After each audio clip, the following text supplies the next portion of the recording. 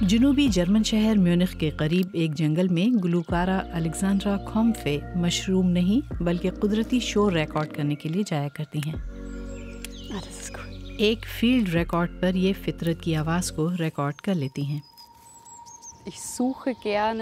مجھے نئی آوازیں تلاش کرنا پسند ہے۔ میں بس بہت کچھ آزما سکتی ہوں، اور یہ گیم باکس کی طرح ہے جس میں آپ مختلف پتوں اور شاخوں کو ایک ساتھ پھینکتے ہیں اور پھر دیکھتے ہیں کہ اس سے کیا نکلتا ہے۔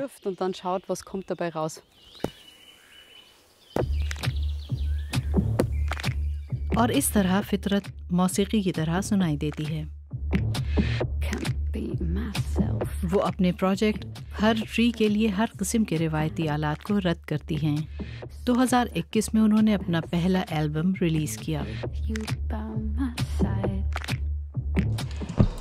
اسٹوڈیو میں وہ اس قدرتی مواد پر کام کرتی ہیں جو انہوں نے سالوں میں اکٹھا کیا ہے۔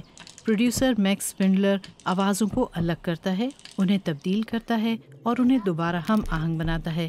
اس طرح پرکشش دھنیں یا بیس موسیقی بنتی ہے۔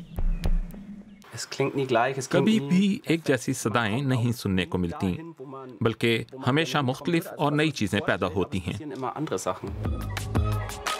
فطرت بہت سریلی آواز پیدا کر سکتی ہے۔ مستقبل میں الیگزینڈرا کھومفے حیاتیات کے ماہرین کے ساتھ کام کرنا چاہتی ہیں اپنی موسیقی میں مزید تنوع کے لیے۔ شہد کی مکھیاں پالنا اور ڈی جےئنگ ضروری نہیں کہ انہیں دو مختلف پیشہ ورانہ شعبے ہی سمجھا جائے۔ بیونی سامف کی موسیقی شہد کی مکھیوں کی بھن بھناہٹ سے بنی ہے۔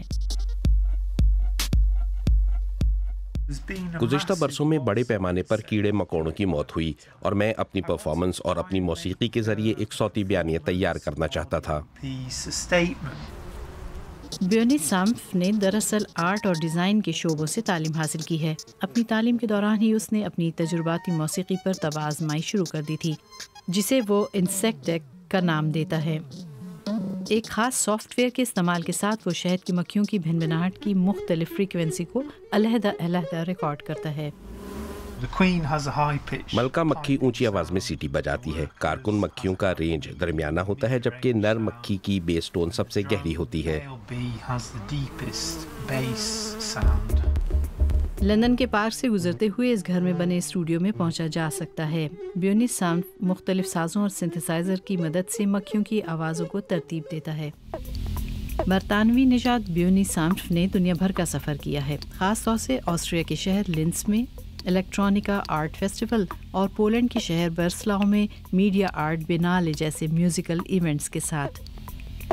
اس کی آوازوں کو خاص طور سے نوجوانوں کی طرف سے بہت پذیرائی ملی ہے، اور وہ ساتھ ہی شہد کی مکھیوں کی اموات اور ان کے تیزی سے ناپید ہونے کے بارے میں نوجوانوں میں شعور بیدار کرتا ہے۔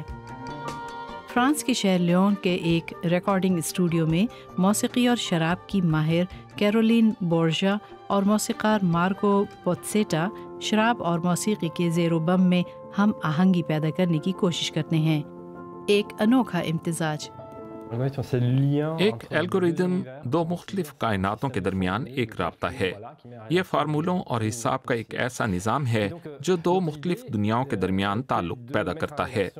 ہمارا خیال اس الگوریدم کے ذریعے شراب، آواز اور سر کے رنگ کو جوڑنا تھا۔